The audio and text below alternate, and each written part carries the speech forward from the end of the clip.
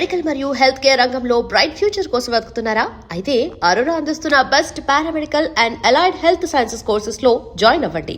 గురుగారు, తొలి ఏకాదశి మన సనాతన ధర్మంలో ఏకాదశికి చాలా గొప్ప ప్రాధాన్యత ఉందని చెప్తూ ఉంటారు పెద్దవాళ్ళు. నిజంగా ఏంటి ఆ ప్రాధాన్యత? ప్రత్యేకించి ఇప్పుడు మనకు తొలి ఏకాదశి రాబోతోంది, దాని విశిష్టత గురించి కూడా వివరించండి. అనగా రాగ మతిశయించునుండు. సంవత్సరంలో 24 ఏకాదశులు ఉంటాయి. తొలి ఏకాదశి నాడు నేనేం చేస్తే నాకు ప్రయోజనం? తొలి ఏకాదశి నాడు ఉపవాసం ఉంటే నాకేమిటి లాభం?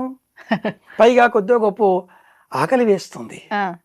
ఏకాదశి అనగానే ఉపవాసం ఉండండి అని చెప్తూ ఉంటారు. ఆలయ దర్శనం, ఆఫీస్ ఉంటుందిగా, సెలవు ఇవ్వరు. మరి తొలి ఏకాదశి నాడు రాత్రి వేళ కూడా నిద్రపోకూడదు. చాలా కష్టం అండి, ఆఫీస్ ఉంటుంది కదా. మళ్ళీ తొలి ఏకాదశి నాడు చెప్పులు వేసుకోకూడదు. ఆఫీస్కి ఎలా వెళ్ళాలి? బైక్ కిక్ కొట్టాలి అంటే చెప్పు ఉండాలి. తొలి ఏకాదశి నాడు మీరు చెప్పే ఈ నియమాలన్నీ కూడా ఈనాడు జీవన శైలికి సరిపోయేవి కావు. ఈ తొలి ఏకాదశి నియమాలన్నీ అవుట్డేటెడ్, పాతకాలం. అప్డేట్ వెర్షన్ ఏదైనా చెప్పండి. క్వశ్చన్ మాదే, ఆన్సర్ మాదే, తేల్చేసుకోవడం కూడా మాదే అంటూ ఉంటారు. ఇది ఈఎంఐ కా తల్లి, లోకంలో అందరూ కూడా అలాగే ఉన్నారు. మాకేమిటి? అవునవును, ఎస్, నిజమే. శరీరం అంతా కూడా మట్టి రాచుకొని స్నానం చేస్తే మృత్తికా స్నానం అని ధర్మశాస్త్రం చెబుతుంది. అబ్బే మాకు అక్కర్లేదండి, తొక్కల పుస్తకాలు అంటారు. మడ్ బాత్ అంటే మనం కౌలాలంపూర్ వెళ్ళి లేదా మలేషియా వెళ్ళి అలా మనం బురద రాసుకొని స్నానం చేసి వస్తాం. ఉపవాసం ఉంటే క్షేమం, పుస్తకాల్లో ఉంది. ఏకాదశి ఉపవాసం లాభం. ఏమో మీరేమో చెప్తూ ఉంటారు, అలా కాదు. 16 hours గ్యాప్ ఫాస్టింగ్, 16 గంటలు మీరు ఏం తీసుకోకుండా ఉండండి, మీకు ఉదరకోశం పర్ఫెక్ట్ అవుతుంది. 8 ప్యాక్ కావాలా? జిమ్కి వెళ్ళకుండా 6 ప్యాక్ తాత 8 ప్యాక్ తప్పకుండా వస్తుంది. ఉపవాసం ఉండండి, 16 hours పర్ డే. పిప్పళ్ళు పొడి చేసి ఆ పిప్పళ్ళు తిని గోరువెచ్చని నీళ్ళు తాగండి. అలా తాగిన 2 గంటల వరకు ఏం తినకుండా ఉండండి, మీకు 6 ప్యాక్ గ్యారంటీ. ఇలాగ చెబుతూ ఉంటే మహా ఇష్టంగా వింటారు. ఇవన్నీ ఈ తొలి ఏకాదశిలో ఉన్నాయి. పాతకాలం వాళ్ళు కాస్త పాత కబుర్లుగానే చెప్పారు. ఆరోగ్యం కాపాడుకోవాలి, ఆహారం తక్కువగా తీసుకోవాలి. మనిషికి రోగం కలిగించే అవయవం ఈ దేహంలో ఒకే ఒక్కటి. సకల రోగాలు ఆ అవయవం కారణంగానే వస్తున్నాయి. ఏంటి గురువు? అదేంటి? నోరు. నోరున్నది కదా అని అన్నీ వేస్తూ ఉంటాం. మీయడంలాగా ఏదో పశువు దాణా వేసినట్టు, తోచక వేస్తున్నట్టు.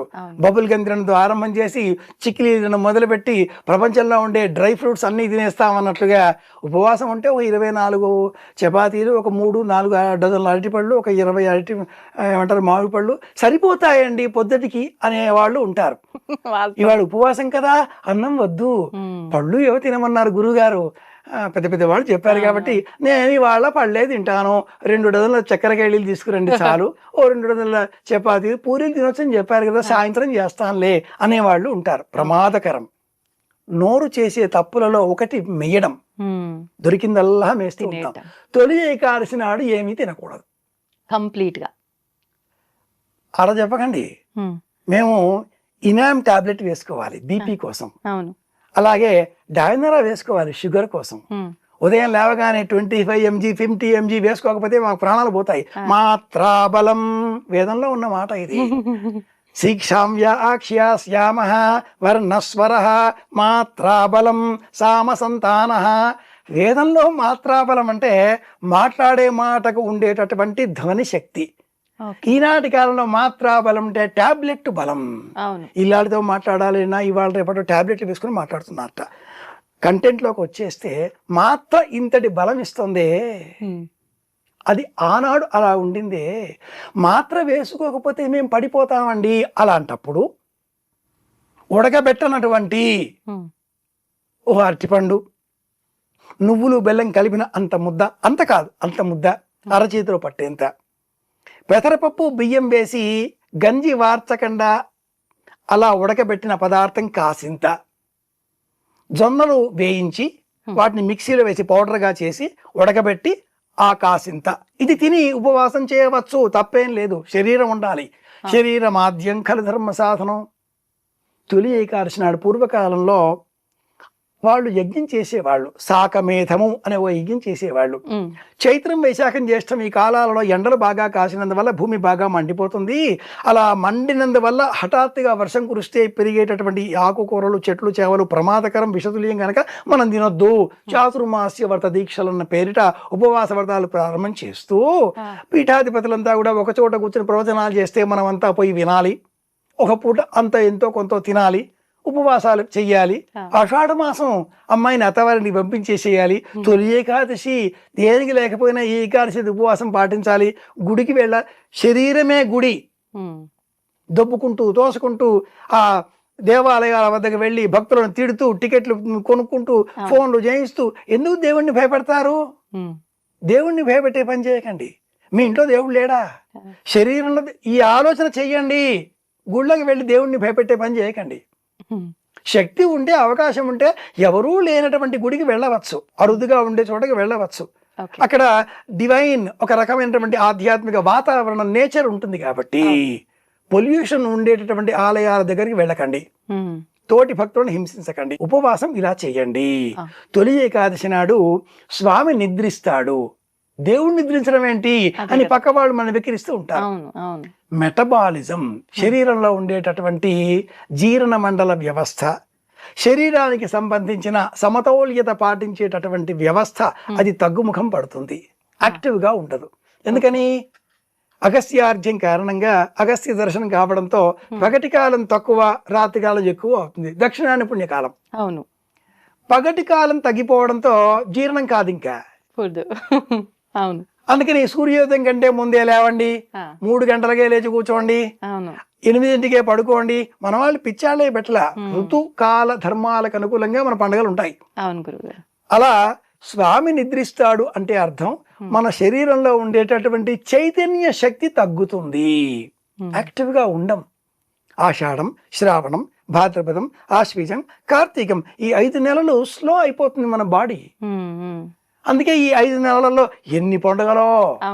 ఆషాఢం ఈ రకంగా ఉపవాసాలు, జాతరలో, శ్రావణం సరే, భాద్రపదం గణపతి, ఆశ్వీజం దసరా, కార్తీక దీపాలు, ఉపవాసాలు అందుకే పెట్టారు. ఇది తొలి ఏకాదశి ఆరంభం, ఇనిషియేషన్ అంటాం, ప్రారంభం.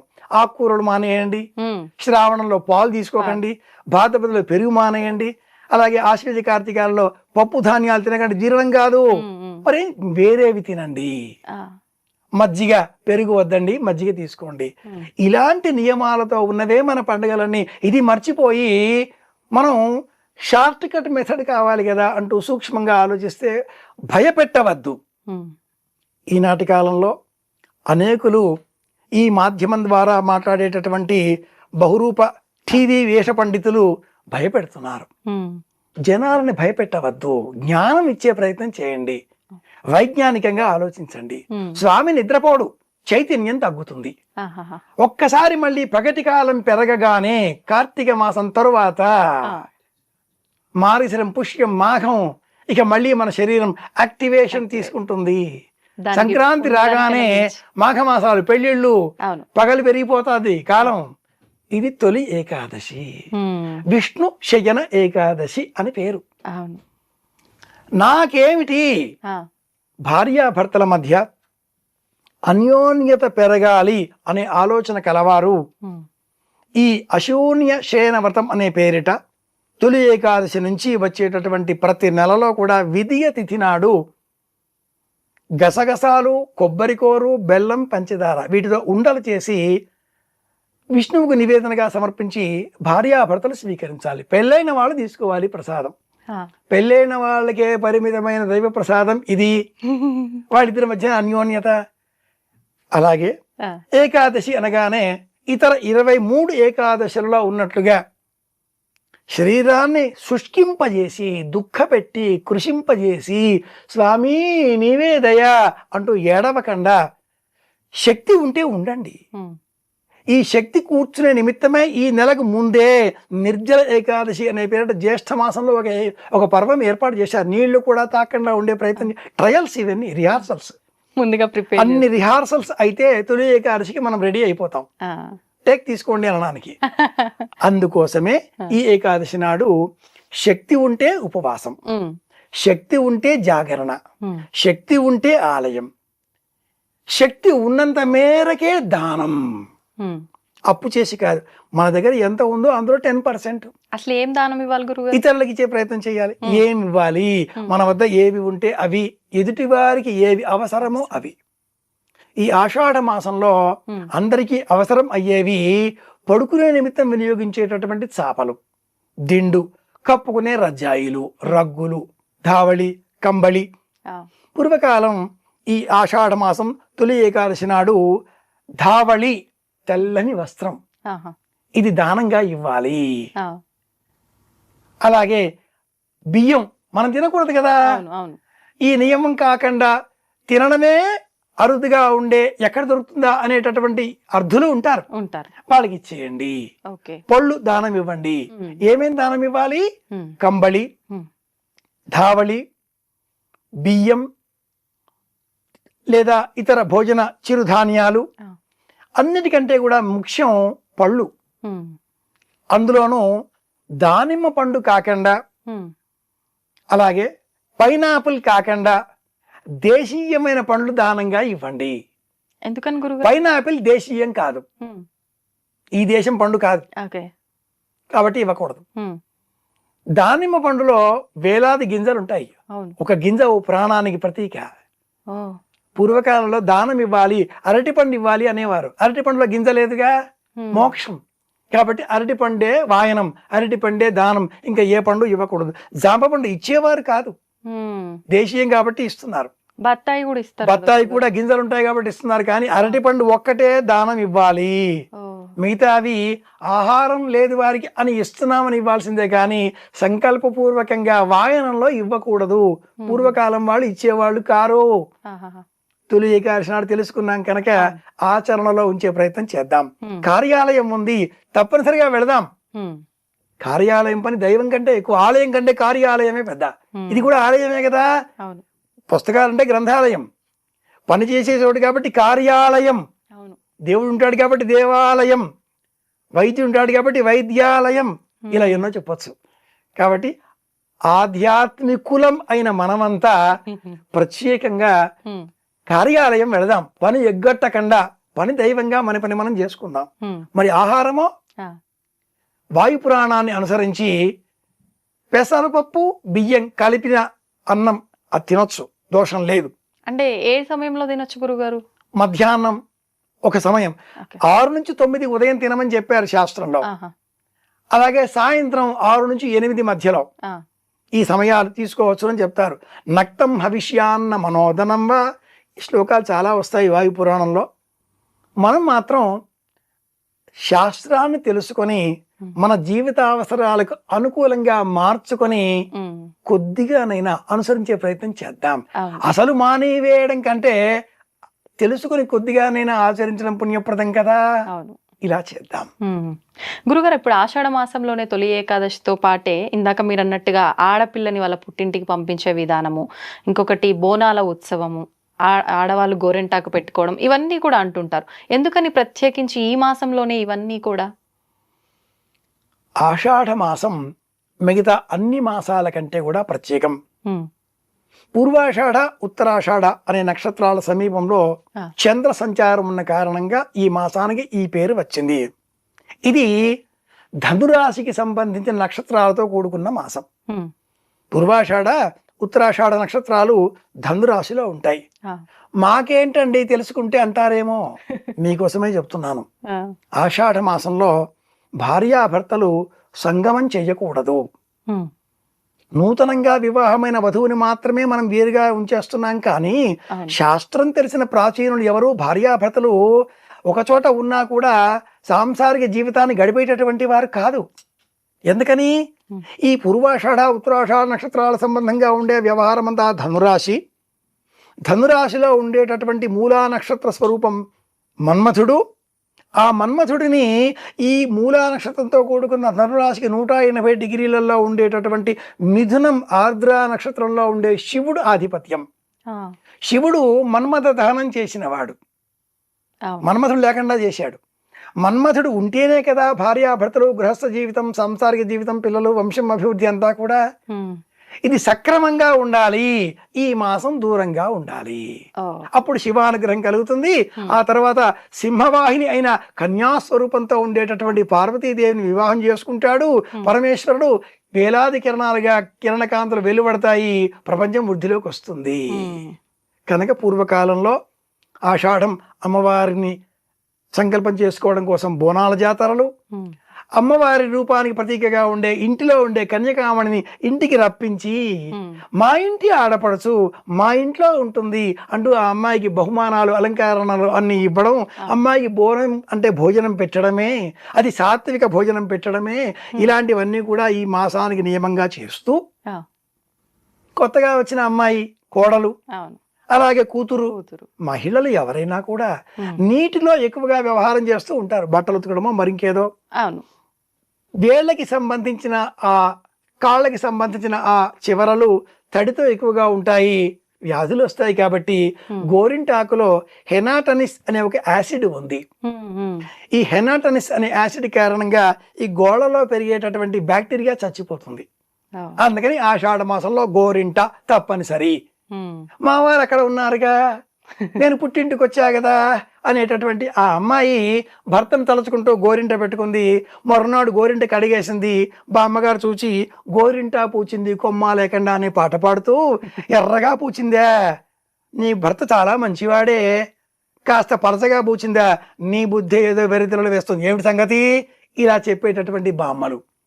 గోరింట పూచే వర్ణం మీద కూడా జ్యోతిషం చెప్పేటటువంటి శాస్త్రం, సంప్రదాయం, ఆధ్యాత్మికత మనది. ఆషాఢ మాసం, అందుకే గోరింట, అందుకే బోనాలు, అందుకే అమ్మవారు, అందుకే సతీపతుల వియోగం. ఇది ధనుస్సు మిథున రాశికి సంబంధించింది. మరి మాకేమిటి అంటారా? ఈ మాసంలో గృహస్థ ధర్మానికి దూరంగా ఉంటూ అమ్మవారిని అర్చించినట్లయితే అమ్మ అనుగ్రహంతో ఆరోగ్యం చేకూరుతుంది.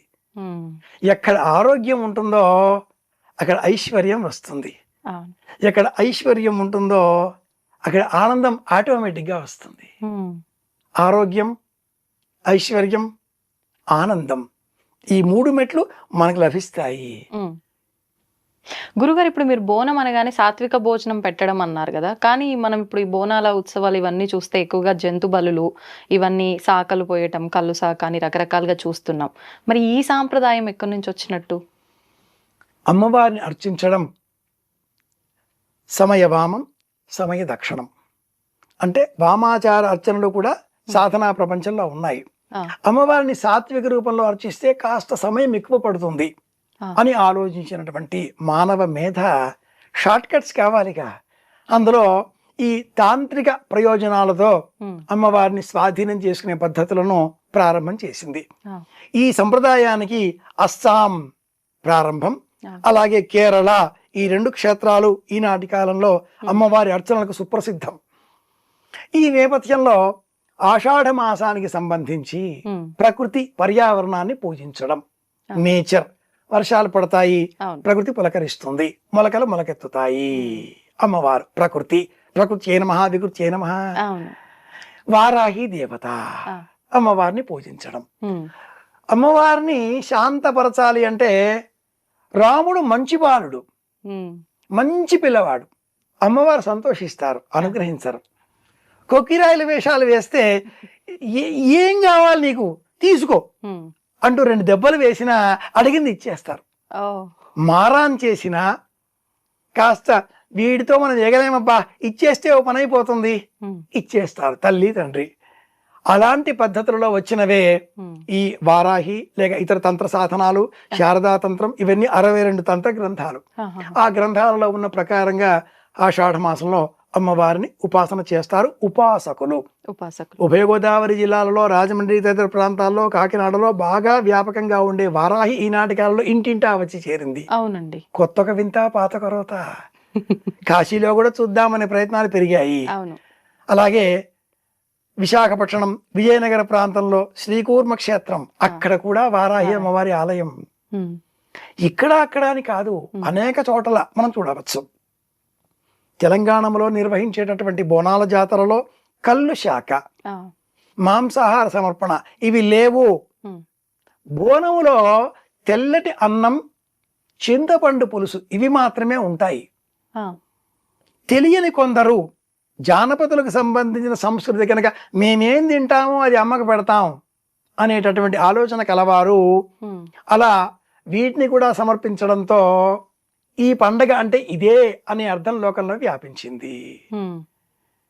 రాగి గ్లాసులో కొబ్బరి నీళ్లు పోస్తే అది కళ్ళు. అవునా? శాస్త్రం ప్రకారంగా రాగి చెంబులో కొబ్బరి కొట్టిన నీళ్లు, కొబ్బరికాయలో నీళ్లు పోసి తాము అగ్నివర్ణ అంతపసాజ్వలంతీం ఈ అనవాకం చెప్పడానికి 1 నిమిషం పడుతుంది. నిమిష కాలంలో ఆ రాగి చెంబులో పోసిన ఈ కొబ్బరి నీళ్లు కళ్ళు వాసన వచ్చేస్తుంది, కళ్ళుగా మారిపోతాయి, విషతుల్యం అవుతాయి. ఆ నీటితో అమ్మవారికి శాంతింపజేయడం. అగ్ని జ్వాజ్వల్యమానంగా పెరుగుతూ ఉంటే అందులో నీళ్లు చిలకరిస్తే ఆ మంట ఇంకా పెరుగుతుంది. మజ్జిగ కలిపిన నీటిని పోస్తే ఆ మంట చల్లారుతుంది. అలాగే ఒక మనిషిని సక్రమమైనటువంటి జ్ఞాన మార్గంలో ప్రయాణింపజేస్తే ఆ మనిషి సాంసారిక జీవితం పట్ల విముఖుడవుతాడు. వేదాంతం పెరుగుతుంది. ఎందుకు ఈ ఇల్లాలు, ఆలు బిడ్డలు మాయ, అన్నదమ్ములు మాయ, సతులు మాయ, సద్గతులు మాయ, అచ్చా ఇవన్నీ ఏమవుద్దండి అంటాడు. అలా కాదు, వాడిని వెనక్కి తీసుకురావాలి. భార్య పైన వ్యామోహం పెంచాలి.